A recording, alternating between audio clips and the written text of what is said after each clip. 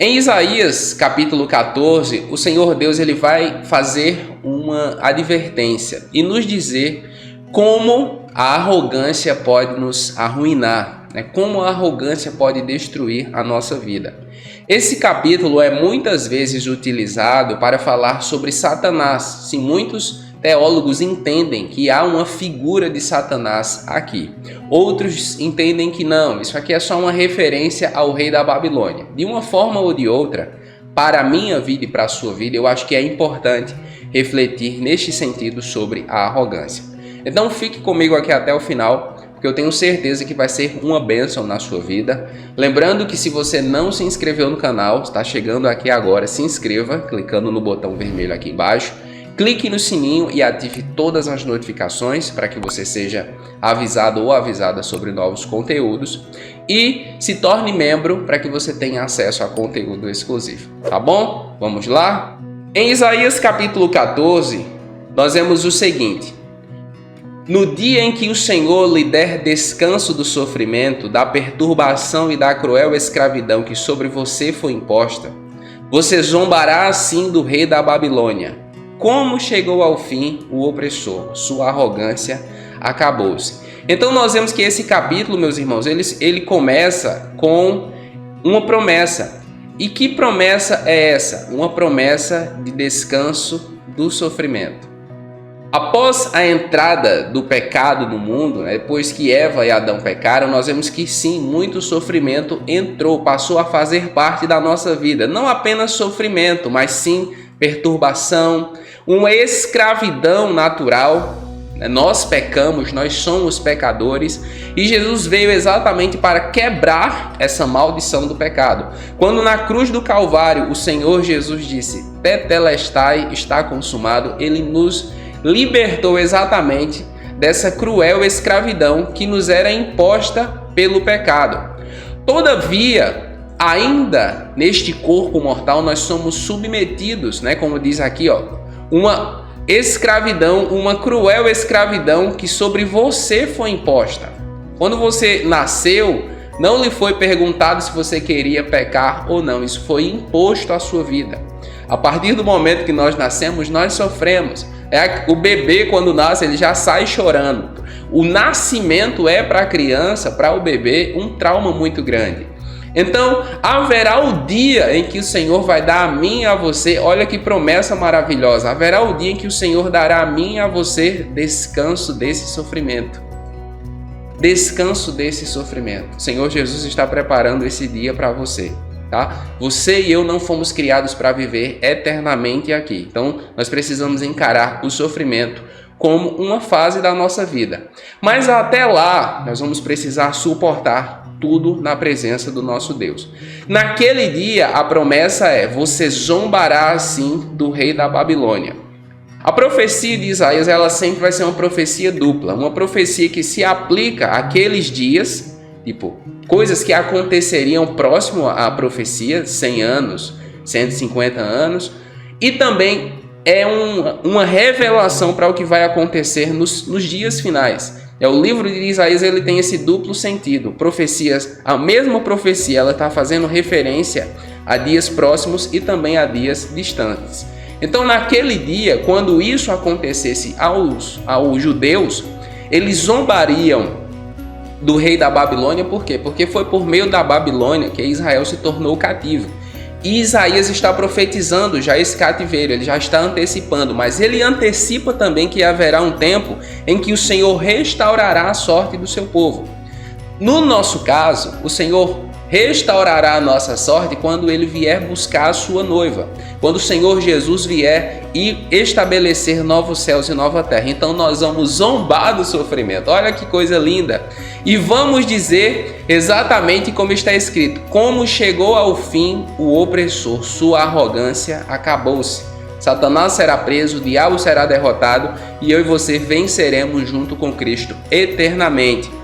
Agora, meus irmãos, essa segunda parte é a parte onde nós vemos a referência que muitos acreditam ser a Satanás. Veja o versículo 11, o que diz: sua soberba foi lançada na sepultura junto com o som das suas liras. sua cama é de larva, sua coberta de vermes. Como você caiu dos céus, ó estrela da manhã, filho da alvorada, como foi atirado à terra você que derrubava nações. Muitos acreditam que essa é uma referência a Satanás. Outros dizem, não, isso aqui é uma referência somente ao rei da Babilônia. De uma forma ou de outra, o que é importante para mim e para você?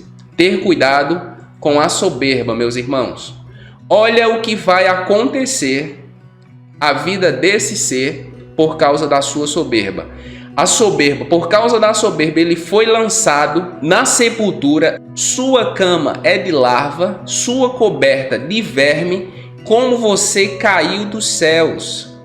Alguém que era conhecido como estrela da manhã, estrela da alvorada. Inclusive, esse termo aqui, estrela da manhã, é a tradução, é a palavra hebraica, na verdade, que muitos conhecem como uma referência a Lúcifer, nasce desse termo aqui, irmãos, estrela da manhã. É a partir desse termo aqui. A tradução de estrela da manhã em hebraico é Lúcifer. E alguém que era conhecido como estrela da manhã, alguém que dominava, alguém que tinha autoridade, alguém que tinha influência e poder, caiu. Alguém que era conhecido como filho da alvorada foi atirado à terra. E por que tudo isso? Por causa, meus irmãos, da soberba. Eu e você precisamos estar atentos a esse ponto aqui, a soberba. Quem sabe hoje você tem uma vida incrível, quem sabe hoje os seus resultados são incríveis, quem sabe hoje você está vivendo um excelente momento na sua vida e de repente você esquece de Deus e de repente você abandona Deus, porque os seus resultados estão diretamente ligados ao seu relacionamento com Deus. Então muitas vezes eu e você somos tentados a esquecer disso. Como no caso do rei da Babilônia ou até mesmo de Satanás. Sim, podemos fazer essa aplicação a ele. E veja qual foi o seu fim. Foi atirado por causa da sua soberba, foi destituído da presença de Deus. Precisamos sim estar atentos para não cometer o mesmo erro. Aqui na segunda parte, nós vamos ver a continuação do juízo estabelecido sobre sua vida. Por quê? Ele dizia no seu coração: subirei aos céus, erguerei o meu trono acima das estrelas de Deus, eu me assentarei no monte da Assembleia, no ponto mais elevado do Monte Santo, subirei o mais alto que as mais altas nuvens, serei como o Altíssimo. Olha isso, o que ele dizia no seu coração, irmãos? Subirei aos céus, erguerei o meu trono acima das estrelas de Deus. Quantos de nós, muitas vezes, não somos tentados a cometer exatamente esse mesmo erro? Quantos de nós, meus irmãos, não estamos muitas vezes querendo assumir o controle da nossa vida? Quantos de nós, muitas vezes, não estamos, meus irmãos, negligenciando o ouvir a voz de Deus e nos assentamos no trono do conselho? Muitas vezes o nosso coração ele se torna tão soberbo que nós não queremos mais ouvir a Deus. Veja o que ele diz aqui, ó. Eu vou me assentar no monte da Assembleia, no ponto mais alto, mais elevado do Monte Santo. O que isso significa? Isso significa, meus irmãos, alguém que não quer ouvir mais ninguém. Isso significa alguém que não quer mais ouvir a Deus. Isso significa alguém cuja única voz que ele ouve é a sua própria voz. O desejo dele, continua o texto, é subir mais alto do que as mais altas nuvens. E por fim, ele quer ser como Deus. Quantos de nós não estão caindo nessa tentação? Quantos de nós não quer mais ouvir o conselho do Senhor? Quantos de nós não quer mais ouvir a palavra do Senhor? E muitas vezes vamos à igreja, muitas vezes lemos a Bíblia, muitas vezes estamos conectados com o Senhor Deus, dizemos, mas no nosso coração nós nos tornamos assim. Serei como o Altíssimo. Queremos ser o Senhor do nosso próprio conselho. Perdemos a sensibilidade para ouvir Deus no nosso coração. E sabe qual é a grande consequência disso? Veja o que diz o versículo 15. Mas às profundezas do céu você será levado, irá ao fundo do abismo. Eu não sei você, mas eu conheço alguns bons cristãos que estão vivendo exatamente isso, que tinham tudo para dar muito certo, mas infelizmente, por causa da arrogância e da soberba, estão colhendo exatamente isso: caos, destruição, aflição, angústia. Eu não estou falando aqui de pessoas que estão passando por momento de aflição como um mal que é consequência na vida de todo mundo. Eu estou falando aqui de pessoas que estão colhendo o fruto da sua arrogância. É exatamente isso que nós vemos nesse texto. No que é que eu e você devemos refletir? Como diz aqui no versículo 13, nós devemos guardar sobretudo o nosso coração. Por quê? Todo esse mal começou no coração, irmãos. Você dizia no seu coração: subirei aos céus e erguerei o meu trono acima de Deus.